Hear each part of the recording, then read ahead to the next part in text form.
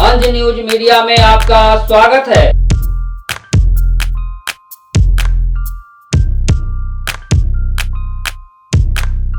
जिंदाबाद, चिराग पासवान जिंदाबाद, चिराग पासवान जिंदाबाद, चिराग पासवान जिंदाबाद, चिराग पासवान जिंदाबाद।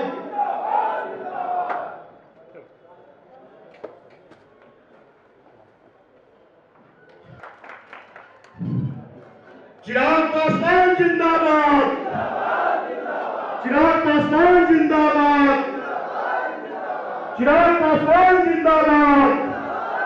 एक आवाज में बोलिए, चिराग पासवान जिंदाबाद।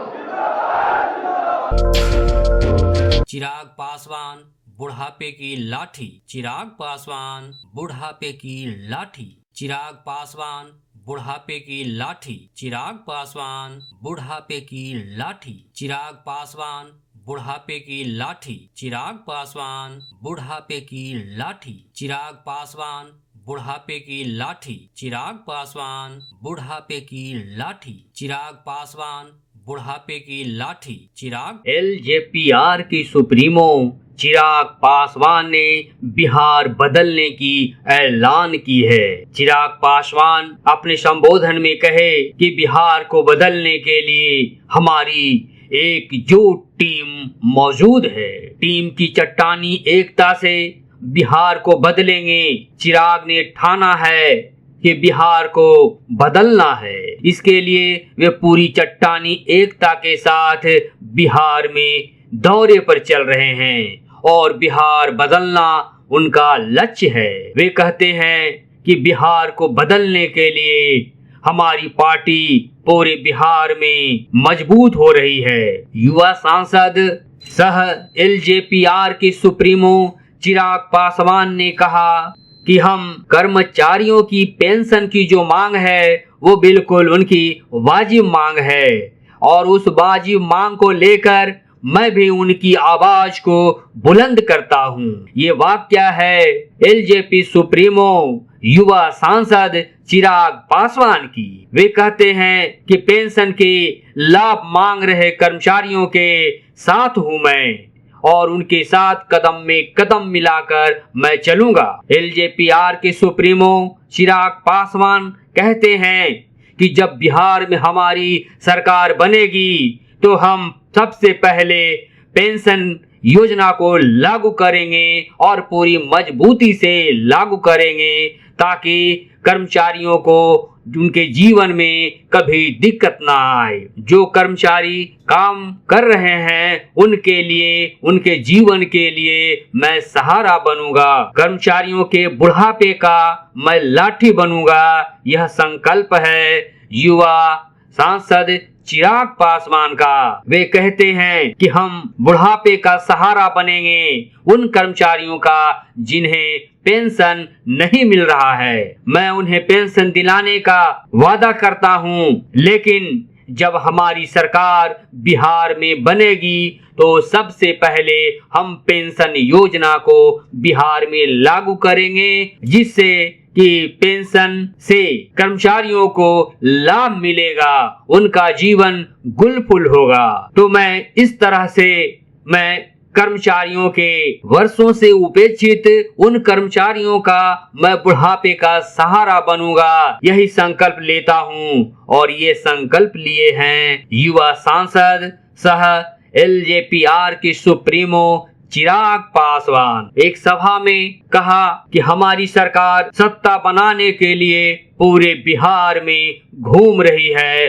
और पार्टी को मजबूत कर रही है ताकि जब हमारी सरकार रहेगी तो हम पूरी ताकत के साथ पेंशन योजना को लागू करेंगे बिहार में, जिससे कि कर्मचारियों का जीवन खिलखिला उठेगा। और ये वाजिब उनकी मांग है, उनके हक पे मैं भी उनके साथ हूँ ताकि उन्हें पेंशन मिले। तो ये ठाने हैं युवा सांसद चिराग पासवान। वे कहते हैं बिहार में अंधेरा है, हमें उजाला लाना है।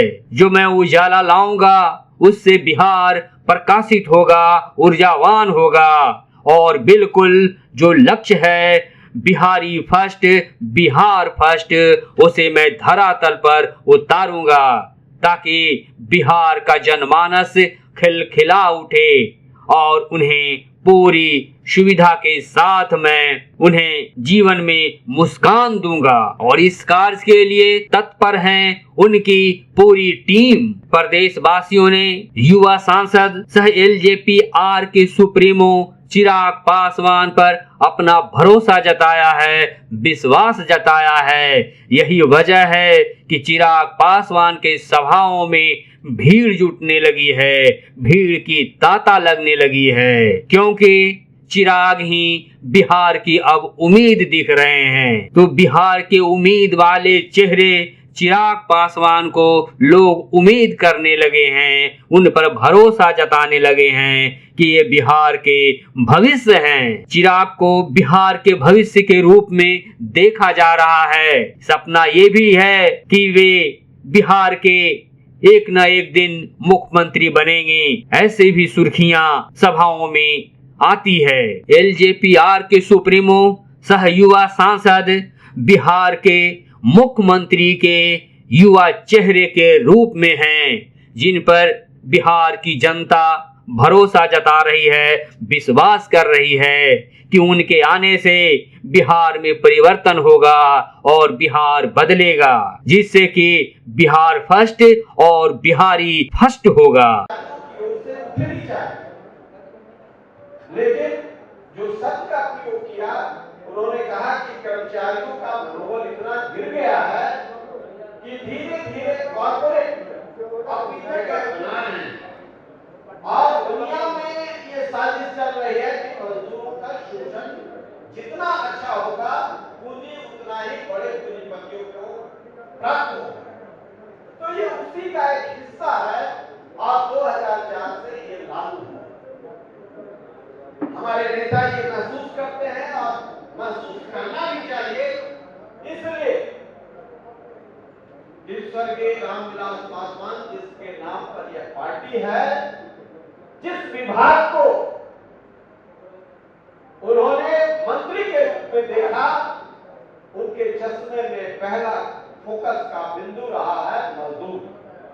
चाहे वह रेलवे हो, चाहे रेलर हो, चाहे सोशल जस्टिस हो, चाहे फूड कॉर्पोरेशन हो, जिस विभाग में आज फोकस का केंद्र बिंदु यही रहा है और लड़ करके उन्होंने मजदूरों का हक दिलाया। हम उन्हीं की विरासत को आगे ले चल रहे हैं। तो आपको कुछ विश्वास होना चाहिए कि ये जो विषय है वो हमारे रगों में, और यह पेंशन सिर्फ आपके आर्थिक विषय का कारण नहीं है। आपकी जो समस्याएं हैं, चाहे वह भारतीय जनता पार्टी से लेबर यूनियन चलता हो, चाहे और संगठनों से पार्टियों से चलता हो, हर आदमी को यह तय करना होगा कि यदि मजदूर, खेत खलिहान या सरकारी कर्मचारी ये यदि मजबूती से स्वाभिमान के साथ अपने जीवन बसर नहीं कर सके और ये शोषण के शिकार हुए, तो यह देश की जो संरचना है, इस पर बराबर हमला होगा, इस पर बराबर हमला होगा। इसलिए आज के इस मौके पर मैं काफी विस्तार से करीब 1 घंटा फिलअप की गैप में कर रहा था और आपकी मनोबल को बढ़ाने के लिए इकाई को हम बांटने वाले लोग हैं। हम बदलाव करें या न करें, हम आवाज जरूर करेंगे और आपकी ताकत होगी तो बदलाव भी करेंगे। इन्हीं शब्दों के साथ पुनः आपके प्रति आभार व्यक्त करते हैं कि आपने इस मौके पर काम किया। तो आपस में एक होना होगा, और नहीं तो ये सरकार सुनने वाली नहीं है। पेंशन क्यों समाप्त हुई? पेंशन इसी में समाप्त हुई, हमें झूठ नहीं थे।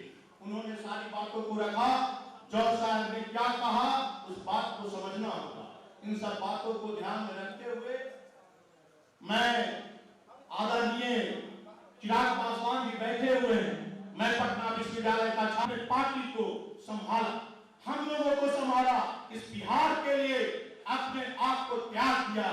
मैं ये मानता हूं इनकी लड़ाई कहां थी? बिहार फर्स्ट, यही विजन इनको संघर्ष करने पर उतार दिया।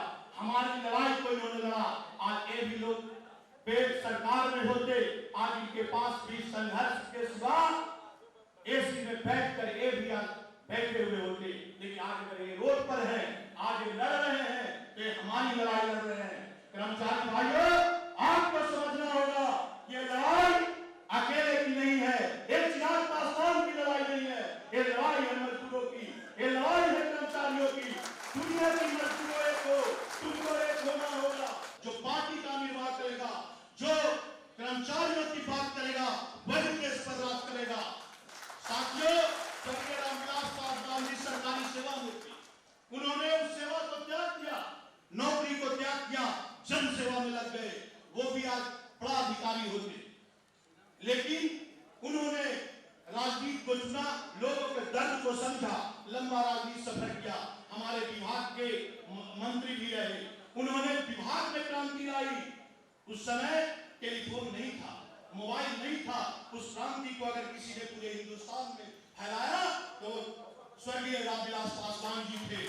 उन्होंने घर को तिरंगे पर पहुंचाया। इस बात को कहने में कहीं कोई संकोच नहीं है। डॉक्टर अरुण कुमार की ओर जाती है, आप मेरी लड़ाई बनिए, यहाँ पे यशस्वी प्रधानमंत्री श्री नरेंद्र मोदी को बताइए कि कॉर्पोरेट जगत से सिर्फ देश नहीं चलेगा, होगा तो फिर सरकार का काम क्या रह गया। आज जहां कहीं भी आत्मा स्वर्गीय रामविलास पासवान जी की होगी, वो देख रहे होंगे कि एक छोटा सा सिपाही संघ का अपनी लड़ाई लड़ने के लिए खड़ा है, और उसके अगर माथे पर हाथ है तो चिराग पासवान जी का हाथ है, डॉक्टर अरुण कुमार का हाथ है, डॉक्टर सम्मान को समझिए। इन सब बातों को अगर आप समझते हैं तो हम समझते हैं कि आपकी लड़ाई सार्थक होगी। विपरीत परिस्थिति में जो लोग तैरते हैं वही तैराक कहलाते हैं। बना बनाया हुआ जिसको मिल जाए वो नेता क्या है। चिराग पासवान जी ने संघर्ष के रास्ता को चुना, और इस संघर्ष के रास्ते के बल पर इन्होंने आज जो मुकाम हासिल किया हम लोगों के दिलों में। सत्ता आएगी जाएगी, संघ आएगा जाएगा, लेकिन इन्होंने संघर्ष को चुना। उस संघर्ष को जब हम देखते हैं, बहुत लंबी लड़ाई है, ताकत देने की बात है। ये संघ आपका ऋणी है जो इस कार्यक्रम में आप आए। डॉक्टर अरुण कुमार जी, आप संसद सदस्य रहे हैं, आप लोकतंत्र के मंदिर में बैठे हुए हैं। आज चिराग पासवान जी लोग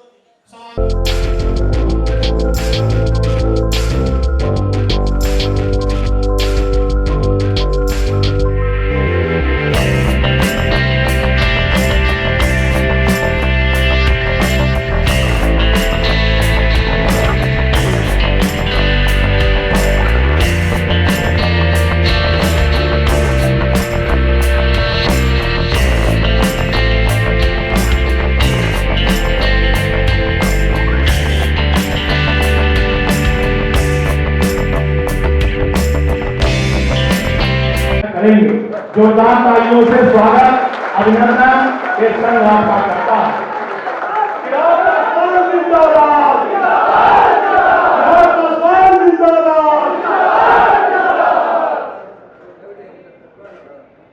साथियों, इस कार्यक्रम में मौजूद राष्ट्रीय ग्रामीण डाक सेवक संघ के तमाम साथी मौजूद, यहाँ पर आयोजक जिन्होंने मुझे आप लोगों के बीच आने का ये अवसर दिया, मौजूद यहाँ पर राष्ट्रीय डाक कर्मचारी संघ के अध्यक्ष राजेश कुमार जी, मौजूद यहाँ पर संघ के सचिव विकास कुमार जी, मौजूद इस सम्मानित मंच पर राघवेंद्र सिंह जी, मौजूद यहाँ पर अंजुम खान जी जो कि सचिव हैं पोस्टमैन गया, मौजूद यहाँ पर लोक जनशक्ति पार्टी के राष्ट्रीय नेता पूर्व सांसद आदरणीय अरुण कुमार जी, मौजूद यहाँ पर हमारे प्रधान महासचिव संजय पासवान जी, मौजूद हमारी पार्टी के प्रदेश उपाध्यक्ष अशरफ अंसारी जी, मौजूद यहाँ पर लोक जनशक्ति पार्टी के हमारे राष्ट्रीय प्रवक्ता वीरेंद्र कुमार मुन्ना जी, मौजूद यहाँ पर पार्टी के हमारे युवा नेता और जिनके माध्यम से ये जानकारी इस कार्यक्रम की हमारे संज्ञान में दी गई ऋतुराज कुमार जी, मौजूद यहाँ पर चित्ररंजन कुमार जी, हमारे लोक जनशक्ति पार्टी के आप सब जानते हैं एमएलसी के चुनाव हो रहे हैं जिसके बारे में विस्तृत जानकारी हमारे प्रदेश अध्यक्ष राजू तिवारी जी ने भी आप लोगों को दी। कुमार जी जो आप सबके बीच मौजूद है, अपील अध्यक्ष जी पहले भी आपसे कर चुके हैं, अपनी बातों में मैं भी आपसे इस अपील का जिक्र करूंगा और इनको जिताना जरूरी क्यों है ये बात भी आपके संज्ञान में प्रमुखता से दूंगा, क्योंकि जो लड़ाई कर रहे हैं उसमें कहीं ना कहीं ये तमाम बिंदुओं का मजबूत होना जरूरी है। तो उसके बारे में भी अपने वक्तव्य के दौरान में यहाँ पर हमारी पूर्व प्रत्याशी रेणुका देवी जी मौजूद, यहाँ पर रहीना पासवान जी, मीना कुमारी जी, आदरणीय रानी कुमारी जी, माधुरी कुमारी जी, पूनम कुमारी जी, विजय पासवान जी मौजूद, यहाँ पर लोक जनशक्ति पार्टी के तमाम वरिष्ठ नेतागण मौजूद, यहाँ पर हमारे प्रेस मीडिया के तमाम हमारे पत्रकार साथी मौजूद, यहाँ पर इस संघ से जुड़े हुए तमाम सदस्य, आदरणीय बुजुर्गों, माताओं, बहनों, मेरे तमाम नौजवान युवा साथियों, सबसे पहले आप सबको चिराग पासवान का प्रणाम। साथियों, इससे पहले कि मैं अपने बातों को आप सबके समक्ष रखूं, उससे पहले मैं एक बात स्पष्ट तौर से आप लोग के समक्ष रखना चाहता हूं, कहना चाहता हूं कि आप लोग ये मांग पत्र भाई सब लोग अगर बैठ जाएंगे इत्मीनान से तो सबको दिखेगा, बैठ जाइए सब। राष्ट्रीय प्रदेश के कर्मचारियों द्वारा, विभिन्न संगठनों के द्वारा जब भी ऐसी कोई बात मेरे संज्ञान में ली जाती है तो मेरी सबसे पहली सोच मेरे नेता, मेरे पिता स्वर्गीय रामविलास पासवान जी की वो सोच मेरे दिमाग में आती है जिसमें निरंतरता में उन्होंने मुझे ये बात सीख के तौर पर समझाई थी कि हमेशा लोगों के हित की चिंता, गरीबों के हित की चिंता, मजदूरों के हित की चिंता, किसानों के हित की चिंता, उस वर्ग की चिंता जिसकी वजह से आज देश खड़ा हुआ है या जिसके कंधों पर भविष्य के देश के निर्माण की जिम्मेदारी है, सबसे पहले उनके हित की चिंता करना, तब पार्टी या व्यक्तिगत हित की बात करना।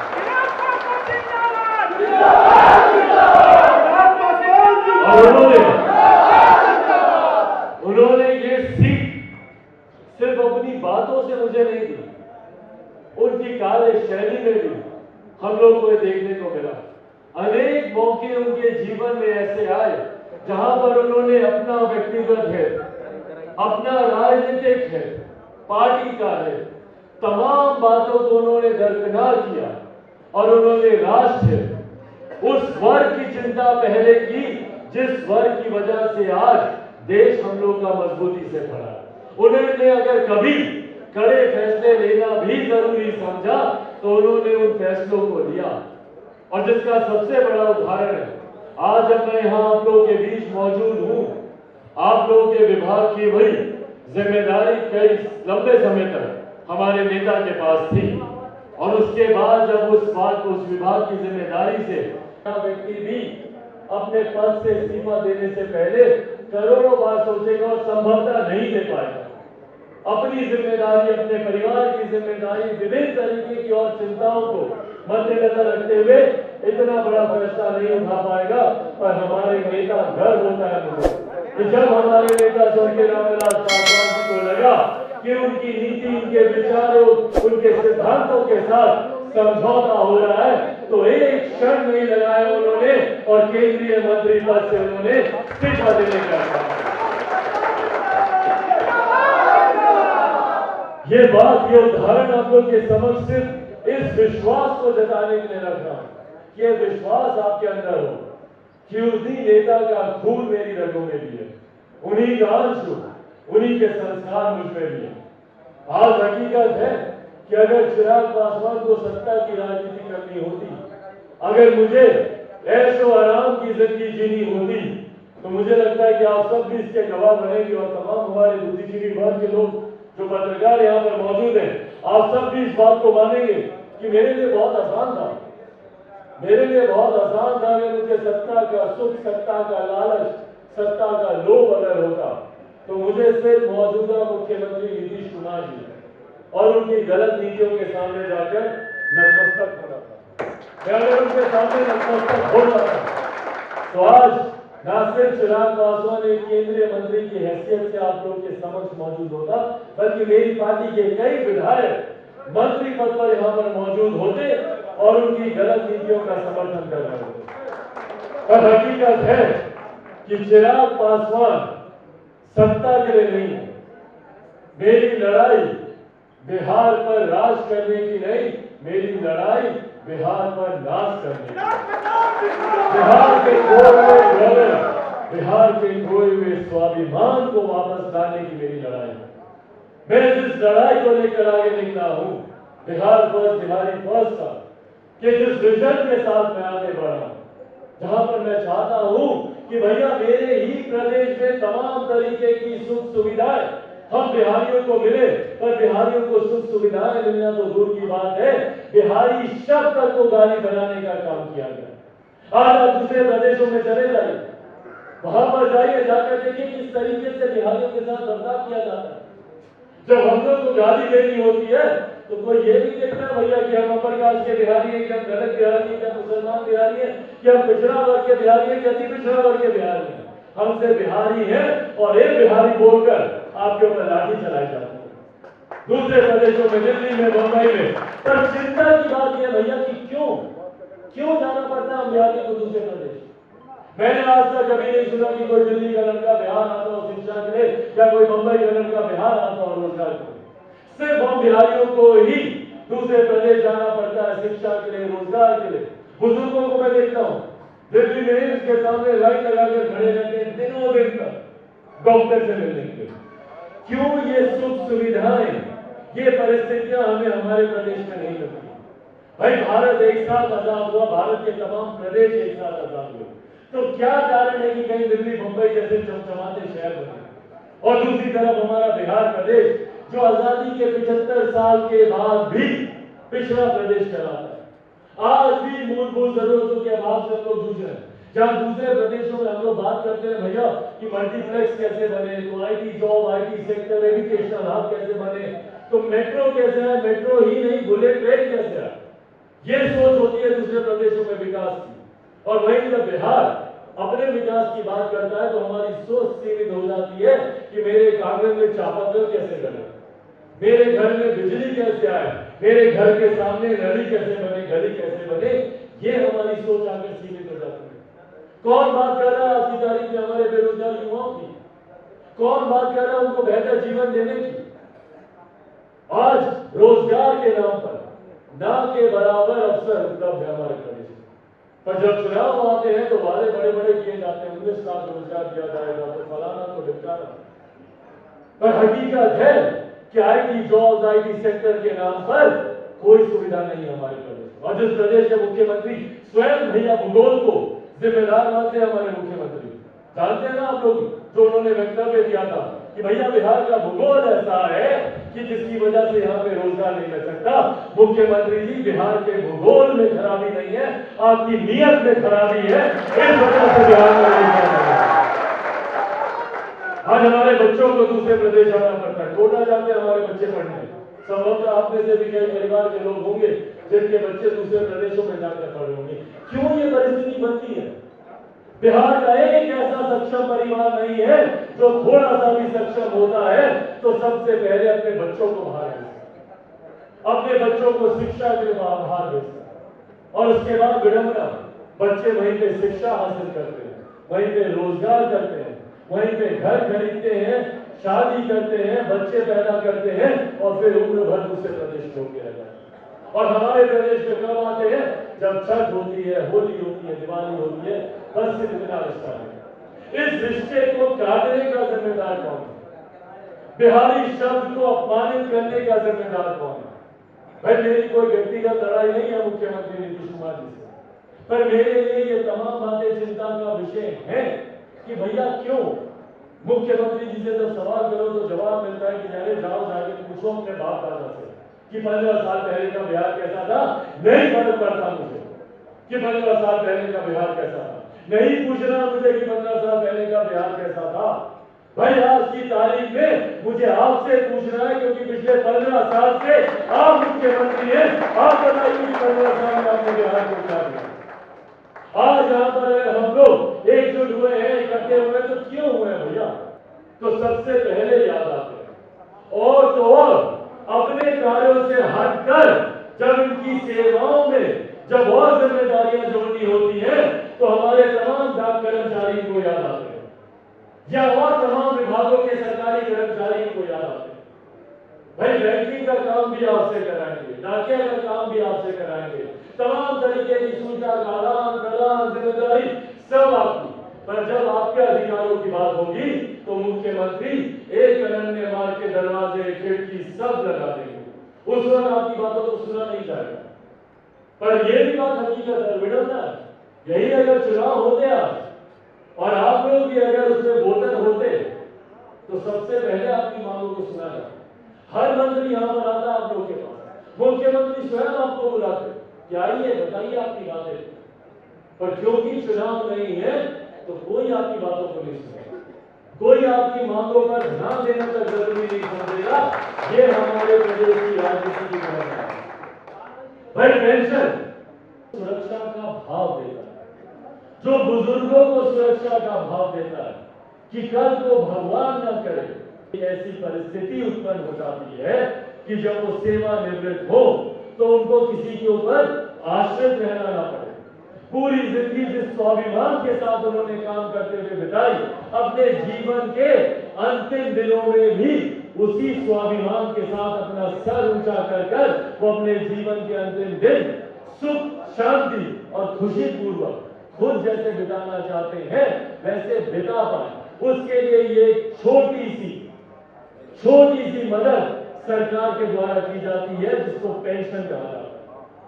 ये बुजुर्गों का स्वाभिमान है। ठीक है आप लोगों ने बुढ़ापे की लाठी, ये बुढ़ापे की लाठी है क्योंकि अनेकों उदाहरण हैं ऐसे भैया, अनेकों उदाहरण हैं ऐसे जहां पे और उसके जिम्मेदार भी यही सरकारी लोग हैं जो कभी परिवार को तोड़ने में, मेरे भी तो परिवार को तोड़ा ना, जो कभी परिवार को तोड़ने में विश्वास रखते हैं, कभी घर को तोड़ने में, कभी समुदाय को तोड़ने में। भाई जिस मुख्यमंत्री की, जिस नेताओं की, जिस सरकार की जिम्मेदारी पूरे प्रदेश को एकजुट करके चलने की हो, जब उसी प्रदेश का मुखिया आपको तोड़ने पर आ जाए, बांटने की राजनीति करने पे आ जाए तो इन और अंग्रेजों में फर्क क्या रहा? अंग्रेज भी तो यही करते थे, खूब डालो शासन करो। आप क्या कर रहे हैं भैया? मेरा परिवार तो छोड़िए जो आपने तोड़ा, आप बाकी परिवारों में क्या कर रहे हैं? दलित को महादलित, पिछड़ा बेटी पिछड़ा बांटने की तो राजनीति करें ना। और दुख की बात यह होती है कि कई बार हम लोग बढ़ भी जाते हैं और यही कारण होता है कि जब हम लोग अपनी बातों को उठाने के लिए जाते हैं तो वो बल नहीं मिलता, वो ताकत नहीं मिलती, क्योंकि इन लोगों ने निरंतरता में बांटने की राजनीति को अपना हथियार बनाने का इन लोगों ने काम किया। और यही लोग की वजह से जब परिवार टूटते हैं तो जो बुजुर्ग, जहां पर अगली पीढ़ी की जिम्मेदारी होती है कि भैया आप उनकी सेवा करें, आप उनको देखें, उम्र भर उन्होंने आपको पाल पोस कर बड़ा किया, आज बुढ़ापे में जब उनको आपकी जरूरत है तो इन्हीं सरकार की बनाई हुई नीतियों की वजह से वो युवा पीढ़ी दूसरे प्रदेश में धक्के खा रही है। जब युवा यहाँ पर है नहीं, ऐसे में आप पेंशन भी उनको नहीं देंगे तो बुजुर्ग हमारे प्रदेश के जाएंगे कहां, ये बताइए। पर ये सवाल जब मुख्यमंत्री जी से पूछा जाएगा तो उनके पास कोई जवाब नहीं, बल्कि यही कार्य कई और राज्यों ने कर रखा है। भाई हकीकत है और मैं मानता हूं और डंडे की चोट में इस बात को कहता हूं कि 2004 में एक गलत नीतिगत फैसला लिया गया, गलत फैसला था वो। और दुख की बात यह है कि पिछले 16-17 सालों से उस गलत फैसले को ढोया भी जा रहा है। उसी फैसले को बरकरार भी रखा जा रहा है। पर कई ऐसी राज्य सरकारें हैं, और मैं धन्यवाद दूंगा तमाम उन राज्य सरकारों का जिन्होंने अपने अपने राज्यों में इस फैसले को बदलने का उन्होंने निर्णय लिया, और उन्होंने जिस तरीके से पेंशन पहले थी उसी तर्ज पर उसको लागू करने का फैसला लिया। और ये वादा करके जाता हूं आप लोगों से कि जिस दिन लोक जनशक्ति पार्टी रामविलास की सरकार बिहार में बनेगी, पहला फैसला पेंशन को लागू करने का लिया जाएगा। ये वादा करके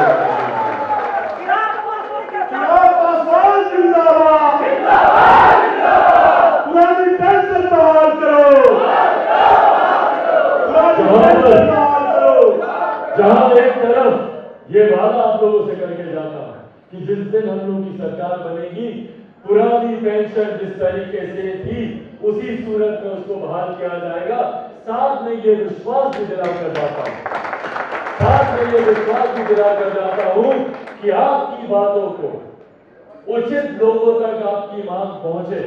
देश के प्रधानमंत्री से लेकर हमारे प्रदेश के मुख्यमंत्री तक आपकी मांगों को पहुंचाने की जिम्मेदारी भी मैं यहां से लेकर जाता हूं। तब तक मैं भी शांत नहीं बैठूंगा, मैं भी इस बात का इंतजार नहीं करूंगा कि जब हमारी सरकार बने तब ये फैसला हो। जब तक हमारी सरकार नहीं भी बनती है तब तक भी आपके इस मांग को उचित स्थानों तक पहुंचाने की जिम्मेदारी भी मैं निभाऊंगा। इस बात का वादा भी आप लोगों से करता हूं।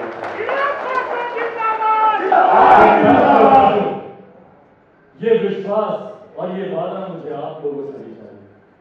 कोई भी लड़ाई चिराग पासवान अकेले नहीं लड़ सकता। उस लड़ाई में मुझे निरंतरता में जरूरत है आप सबके साथ की, आप सबके सहयोग की। 2020 का विधानसभा का चुनाव किन परिस्थितियों में मैंने अकेले लड़ा, आप लोगों से बेहतर कोई नहीं जानता। ठीक चुनाव के बीच में मेरे पिताजी का निधन हुआ। एक ऐसा दौर जहां पे पहले चरण के प्रत्याशी अपना नामांकन भर रहे थे, मैं उनकी सूची फाइनल कर रहा था। उसी वक्त मेरे पिताजी का निधन, उनकी बॉडी अभी तक घर पे नहीं आई थी और मैं पहले चरण के प्रत्याशियों के नाम फाइनल कर रहा था। इन परिस्थितियों में मैंने चुनाव लड़ा। और जैसा मैंने कहा कि अगर मैं नतमस्तक होता मुख्यमंत्री जी के सामने तो मुझे ये संघर्ष के रास्ते पे नहीं जाना पड़ता। पर अगर मैं ये लड़ाई लड़ रहा हूं तो सिर्फ और सिर्फ हम लोग की और हमारे आने वाली पीढ़ी की बेहतर जिंदगी के लिए लड़ाई लड़ रहा हूं, ताकि हमारे युवाओं को प्रदेश छोड़कर न जाना पड़े। पढ़ाई किए हुए जितने हमारे साथी हैं वो सम्मानजनक तरीके से अपने ही प्रदेश में आए और यहीं पर आकर रोजगार करें, यहीं पर आकर अच्छी शिक्षा, अच्छी तालीम हासिल करें। इस व्यवस्था का मैं निर्माण करना चाहता हूं। मेरे नेता स्वर्गीय रामविलास पासवान जी ने 5 दशक से ज्यादा, 50 साल से ज्यादा अपना जीवन पूरा समर्पित किया सिर्फ बिहारियों के विकास के लिए। कौन नहीं जानता जिस जिस विभाग में वो गए। और इसीलिए जब अपने भाषण की शुरुआत मैंने की, ये बात मैंने कही कि सीखा मैंने उन्हीं से। सबसे पहला उनका ध्यान उस विभाग के गरीब कर्मचारी में, किस तरीके से उनको अपने विभाग की तरफ से सहूलतें दी जाए। और जब जब बड़े फैसले लेने का भी समय आया तो हमारे नेता कभी घबराए नहीं। भले वो रेलवे की बात हो, भले वो कम्युनिकेशन की बात हो, या आज अभी डॉक्टर बाबा साहब भीमराव अम्बेडकर साहब जी, जिस तरीके से उनका चित्र मुझे दिया गया, जी का नाम भुलाती नहीं पड़ती। पर हकीकत है कि 89 से पहले एक ऐसा दौर था हमारे देश में जहां पर बड़ी बड़ी सरकारें आई और गई, एक तैल चित्र तक भी पार्लियामेंट में नहीं था, भारत की संसद में नहीं था। उस तस्वीर को लगाने का काम अगर किया तो हमारे नेता स्वर्गीय रामविलास पासवान ने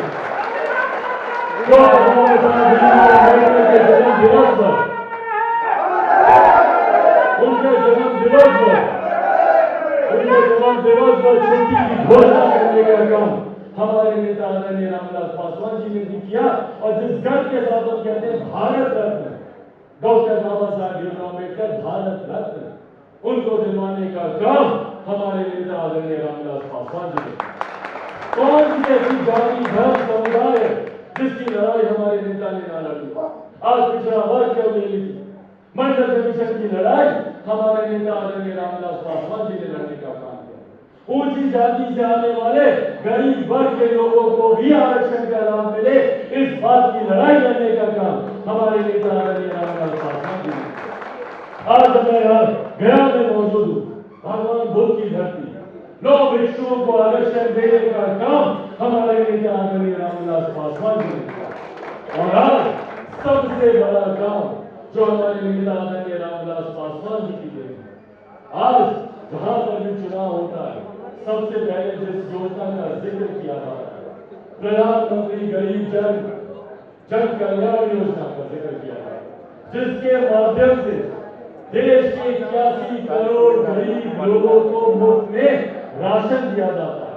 भैया मैं जानता हूँ, एक पुत्र होने के नाते उससे बेहतर कौन जानेगा लॉकडाउन के वक्त अपने पिता की वो पीड़ा, जब वो एक मंत्री की हैसियत से दिन रात इस बात को लेकर चिंतित थे कि भैया खाद्य विभाग की जिम्मेदारी मेरे पास है, पर उनको पीड़ा होती थी जब वो देखते थे कि मजदूर सड़क पर चलते जा रहे हैं। उनको चिंता होती थी कि भैया ये रात का खाना कहाँ पे खाएंगे। मुझे याद है उस दिन सुबह सुबह उठकर वो प्रधानमंत्री जी के पास गए और उनके पास जाकर उन्होंने इस योजना का जिक्र किया कि हम लोग को एक ऐसी योजना का निर्माण करना चाहिए और ऐसे लोगों को उस योजना के साथ जोड़ना चाहिए जो संभवतः कोई कार्ड धारक नहीं होंगे, जो शायद खाद्य सुरक्षा कानून से जुड़े नहीं होंगे, बीपीएल कार्ड नहीं होगा, और उनको भी खाने की सुरक्षा कम से कम मिले। आज भी देश का गरीब मुफ्त में राशन खा रहा है, अनाज खा रहा है। ये मोबाइल फोन, मोबाइल कैमरे जो आप लोग के हाथ है, मुझे याद है जब वो कम्युनिकेशन मिनिस्टर थे, टेलीकॉम विभाग की भी जिम्मेदारी उनके पास थी और वो ऐसा दौर था जब भैया इनकमिंग कॉल आता था तब भी आपको 32 रुपया 35 रुपया देना होता था। उस वक्त हमारे नेता ने बयान दिया था और उन्होंने कहा था कि मैं उस दिन की कल्पना करता हूँ, मैं उस दिन का सपना देखता हूँ। उस वक्त विपक्ष के लोगों ने उनकी काफी आलोचना भी की थी, कहा गया था कि भैया क्या स्वप्न दिखा रहे हैं यही लाल 32 रुपया 1 मिनट का हम लोग को इनकमिंग पे देना पड़ता है, संभव नहीं होगा। पर ये उन्हीं की सोच थी कि आज हर गरीब व्यक्ति के हाथ में मोबाइल फोन है और उन्हीं की सोच को, इस अमीर गरीब की लड़ाई को पाटने की हकीकत है। हिंदुस्तान में अगर कोई एक फर्क है, कोई एक भेद है, लोग भले लाख हम लोग को जात पात धर्म मजहब में उलझा कर रखे, पर मैं 21वीं सदी का पढ़ा लिखा लड़का हूँ, ना मैं जाति में मानता हूँ ना धर्म में मानता हूँ। मैं सिर्फ इतना मानता हूँ कि हिंदुस्तान में, बिहार में ही नहीं, हिंदुस्तान में अगर कोई एक फर्क है, कोई एक भेद है, कोई एक अंतर है, तो बस इतना कि एक अमीर जो अमीर होता जा रहा है, दूसरा गरीब जो गरीब होता जा रहा है। और इस गरीब जाति में हर जात पात धर्म मजहब के लोग हैं। विकसित बिहार बनाना है तो गरीबों को ताकत देना जरूरी है, प्रति व्यक्ति आय को बढ़ाना जरूरी है, अपने प्रदेश के किसानों को, मजदूरों को, इनको हम लोग को सशक्त करना जरूरी है। और उसी दिशा में जितने सरकारी कर्मचारी हैं जो सबसे ज्यादा देश के निर्माण में अपना योगदान देते हैं, उनकी लड़ाई को, उनकी उचित मांगों को अपना समर्थन देना भी जरूरी है। और वही समर्थन देने आज यहाँ आप लोग के बीच आया, अपने नेता आदरणीय रामविलास पासवान जी के विचारों को आगे बढ़ाना आज यहाँ आप लोग के बीच आया। आज में साथियों, जहाँ एक तरफ इस बात का वादा तो मैंने आपसे किया ही है कि भैया अगर मौजूदा सरकार ये निर्णय लेती है तो बहुत बढ़िया, पर अगर मौजूदा सरकार अगर ये निर्णय नहीं लेती है तो ये वादा करके जाता हूं कि जिस दिन लोक जनशक्ति पार्टी रामविलास की सरकार बनेगी उस दिन से ही पुरानी पेंशन आपकी लागू होगी और वो भी 2004 से लागू की जाएगी, क्योंकि 2004 के जो कर्मचारी उस वक्त भर्ती हुए होंगे लगभग उनका ये वादा आप लोगों से करके जाता हूं, पर बदले में समर्थन भी मुझे आप लोगों का चाहिए। अकेले लड़ाई लड़ रहा हूं और बड़ी बड़ी ताकतें, बड़ी बड़ी शक्तियां लगी हुई है चिराग पासवान को समाप्त करने में, और लोग बड़ा खुश होते हैं जब वो लोग इस बात को कहते हैं मेरे पिता के बाद आप लोगों ने ही मुझे पिता बनकर इतना प्यार दिया, जिस आशीर्वाद यात्रा पे मैं निकला, भरपूर आशीर्वाद माताओं, बहनों, बुजुर्गों में तमाम युवा साथियों का मुझे मिला। और यही आशीर्वाद मेरे विश्वास को बढ़ाता है कि आने वाले समय में आप लोगों की हर एक मांग को लोक जनशक्ति पार्टी उस हैसियत, उस ताकत पर पहुंचेगी कि आप लोगों की हर मांग को हम लोग एक कदम से पूरा कर पाए। ये ताकत भी आप लोगों को, पर उस बड़े पड़ाव से पहले एक छोटा पड़ाव और है, और वो भी आग्रह मैं करूंगा। मैं जानता हूं कि राजनीतिक मंच नहीं है, पर वो आग्रह भी जरूर आप लोगों से करूंगा। भाषण के शुरुआत में मैंने अपने साथी, अपने भाई सतेंद्र जी का मैंने जिक्र किया, जो यहाँ से एमएलसी का चुनाव लड़ रहे हैं। 3 नंबर पर उनका नाम है, उनकी तस्वीर है। मैं आप लोगों से आग्रह करूंगा, ये जनप्रतिनिधियों का चुनाव है, मैं जानता हूं, पर मैं ये भी जानता हूं कि आप में से कई लोग ऐसे होंगे जिनके परिवार में कई जनप्रतिनिधि होंगे, संभवतः आपके परिचितों में कई ऐसे जनप्रतिनिधि होंगे। उनको जानकर बताएं कि एक विकसित बिहार को बनाने के लिए, एक विकसित बिहार के निर्माण के लिए ऐसे लोगों का जीत जाना जरूरी है जो आपके हक, आपके अधिकारों की लड़ाई को बिहार की विधानसभा में, बिहार के विधान परिषद में आपकी आवाज को बुलंद करें। और ये वादा करता हूं कि जिस दिन सतेंद्र जी जीत के गए, विधान परिषद में आप लोगों की आवाज को बुलंद करने का काम करेंगे। तो आप लोगों का आशीर्वाद है ना क्या था? अगर आशीर्वाद है तो दोनों मुट्ठी बांध कर अपना आशीर्वाद दे, दोनों मुट्ठी बांध कर आशीर्वाद दे। कोई को मिठाई की माला देती जाए, कोई पास और ताली बजा दीजिए। बहुत बहुत धन्यवाद।